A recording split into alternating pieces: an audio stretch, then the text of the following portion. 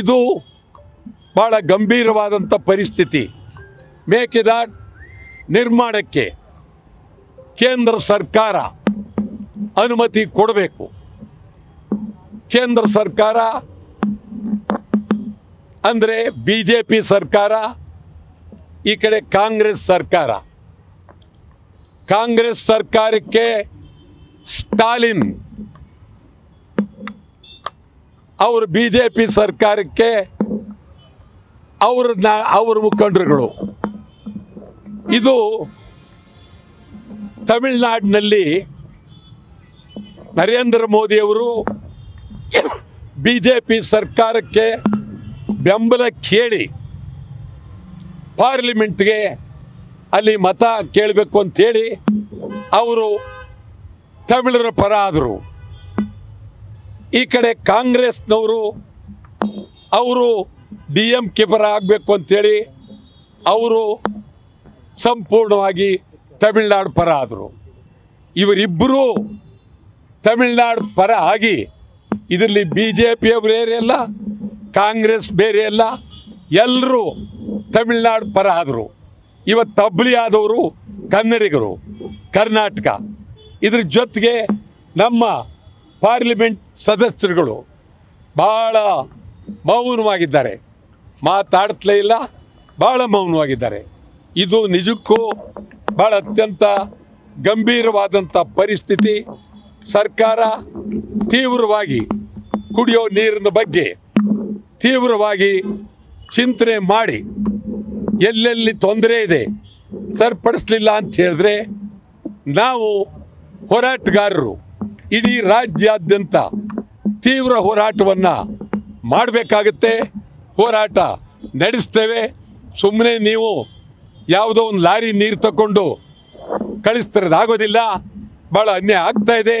ಕುಡಿಯೋ ನೀರು ಬರೀ ಒಂದೇ ಕಡೆ ಅಲ್ಲ, ಕರ್ನಾಟಕದ ಎಲ್ಲ ಕಡೆ ಒಂದೇ ಸಮನೆ ಕುಡಿಯೋ ನೀರಿಗಾಗಿ ತೀವ್ರವಾದಂಥ ಗಂಭೀರವಾದಂಥ ಪರಿಸ್ಥಿತಿ ನಿರ್ಮಾಣ ಆಗಿದೆ. ಕುಡಿಯೋ ನೀರನ್ನು ಕೊಡಬೇಕಾದ್ದು ಸರ್ಕಾರದ ಆದ್ಯ ಕರ್ತವ್ಯ. ಹಳ್ಳಿಗಳಲ್ಲೂ ನೀರಿಲ್ಲ, ಜಿಲ್ಲೆಗಳಲ್ಲಿ ನೀರಿಲ್ಲ. ಮತ್ತು ನೀವು ನೀರಿಗಾಗಿ ಒಂದು ಜಿಲ್ಲೆಗೆ 50,000 ರೂಪಾಯಿ, 1 ಲಕ್ಷ ನೀವು ಕೊಟ್ಟಿದ್ದೀರಿ. ಯಾವ ಮೂಲೆಗದು? ಯಾರಿಗಾಗಿ ದುಡ್ಡು? ಕರ್ನಾಟಕ ಸರ್ಕಾರ ನೀವು ಸಂಪೂರ್ಣ ಕೊಡಲೇಬೇಕು. ಪ್ರತಿ ಜಿಲ್ಲೆಗೂ ಕನಿಷ್ಠ 5 ಕೋಟಿ ರೂಪಾಯಿನಾದರೂ ಬಿಡುಗಡೆ ಮಾಡಿ ಅಲ್ಲಿ ಅವರು ಕೊಳವೆ ಬಾವಿಗಳನ್ನು ತೆಗೆಯೋದಕ್ಕೆ, ಕೊಳವೆಗಳಿಗೆ ಪ್ರತಿಯೊಂದಕ್ಕೂ ಅನುಕೂಲ ಆಗುತ್ತೆ. ಆದ್ದರಿಂದ ಪ್ರತಿ ತಾಲ್ಲೂಕು ಅನುಕೂಲ ಆಗಬೇಕಾಗುತ್ತೆ. ಕನಿಷ್ಠ 5 ಕೋಟಿ ರೂಪಾಯಿ ನೀವು ಪ್ರತಿ ಜಿಲ್ಲೆಗೂ ಇಡಬೇಕು ಅಂಥೇಳಿ ಒತ್ತಾಯ ಮಾಡ್ತಾ ಇದ್ದೀನಿ. ಇದು ಭಾಳ ಗಂಭೀರವಾದ ಪರಿಸ್ಥಿತಿ. ಇದಕ್ಕಾಗಿ ಯಾವುದೇ ಕಾರಣಕ್ಕೂ ನೀವು ಹಿಂದೆ ಬೀಳದೆ ಸಂಪೂರ್ಣವಾಗಿ ಇವತ್ತು ಇದನ್ನು ರಾಜಕೀಯ ಮಾಡೋದು ಬೇಡ. ಕುಡಿಯುವ ನೀರು ಎಲ್ಲರಿಗೂ ಬೇಕಾದ್ದು. ಆ ದೃಷ್ಟಿಯಿಂದ ಇದ್ರ ಬಗ್ಗೆ ಗೌರವವಾಗಿ, ಪ್ರಾಮಾಣಿಕವಾಗಿ ಈ ಬಗ್ಗೆ ಸರ್ಕಾರ ತೀರ್ಮಾನ ಕೈಗೊಳ್ಳಬೇಕು. ನಾವಂತೂ ಕನ್ನಡ ಪರ ಹೋರಾಟಗಾರರು ನೀರಿಗಾಗಿ ಇಡೀ ರಾಜ್ಯಾದ್ಯಂತ ತೀವ್ರ ಹೋರಾಟವನ್ನು ಮಾಡ್ತೇವೆ ಅನ್ನೋ ಎಚ್ಚರಿಕೆಯನ್ನು ಕೊಡ್ತಾ ಇದ್ದೀನಿ.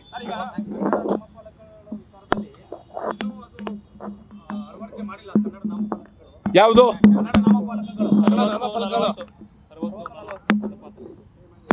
ಸುಮಾರು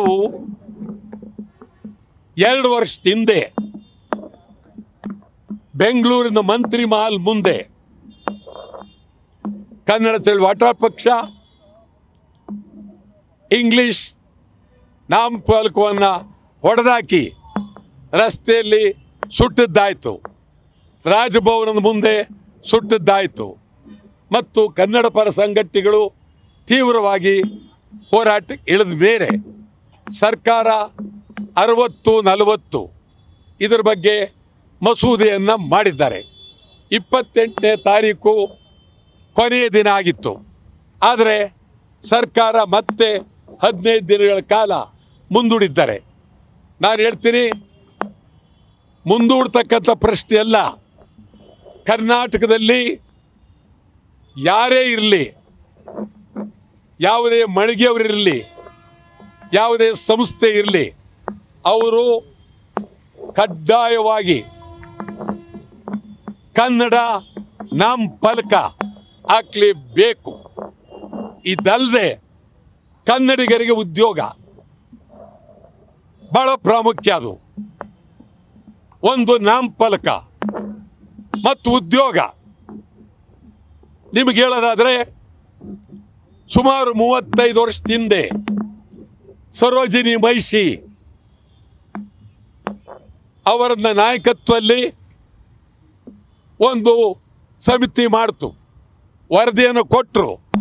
ಅದು ಮೂಲೆ ಗುಂಪಾಯಿತು ವರದಿ. ಇವತ್ತು ನಾನು ನಿಂಗೆ ಹೇಳ್ತೀನಿ, ಕನ್ನಡಿಗರ ಪರಿಸ್ಥಿತಿ ಕಣ್ಣೀರಿನ ಪರಿಸ್ಥಿತಿ.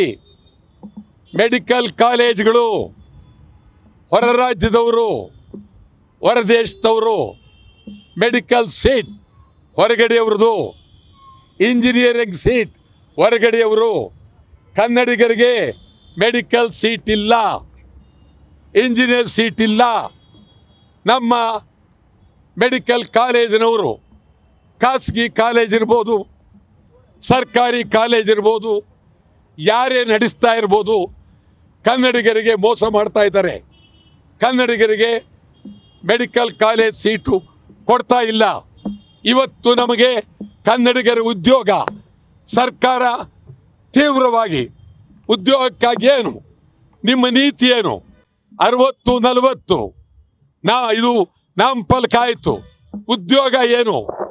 ಉದ್ಯೋಗ ಏನು? IT BT ಏನು? ನರಸಿಂಹರಾವ್, ಸುಧಾಮೂರ್ತಿ, ನಾರಾಯಣ ಮೂರ್ತಿ ಏನು ಹೇಳ್ತೀರಿ ನೀವು? ನಿಮ್ಮ IT BTಯಲ್ಲಿ, ಇನ್ಫೋಸ್ನಲ್ಲಿ 8 ಜನ ಇದ್ದಾರೆ ಕನ್ನಡಿಗರು. ಏನಾಗಬೇಕು? ರಾಜ್ಯದಲ್ಲಿ ಯಾರೇ ಆಗಿರಲಿ, ಕನ್ನಡಿಗರ ಉದ್ಯೋಗಕ್ಕಾಗಿ ತೀವ್ರವಾಗಿ ಹೋರಾಟ ಸರ್ಕಾರ ಪ್ರಾಮಾಣಿಕವಾಗಿ ಕಾಯ್ದೆ ಮಾಡಬೇಕು. ಕನ್ನಡಿಗರ ಉದ್ಯೋಗ ಕೊಡಲೇಬೇಕು. ನಮ್ಮ ವಿದ್ಯಾರ್ಥಿಗಳು ಪದವಿ ಪಡೆದು ಹೊರಗಡೆ ಬಂದರೆ ಉದ್ಯೋಗ ಇಲ್ಲ. ಆದ್ದರಿಂದ ಕನ್ನಡಿಗರಿಗೆ ಉದ್ಯೋಗ ಕಡ್ಡಾಯ ಆಗಲೇಬೇಕು.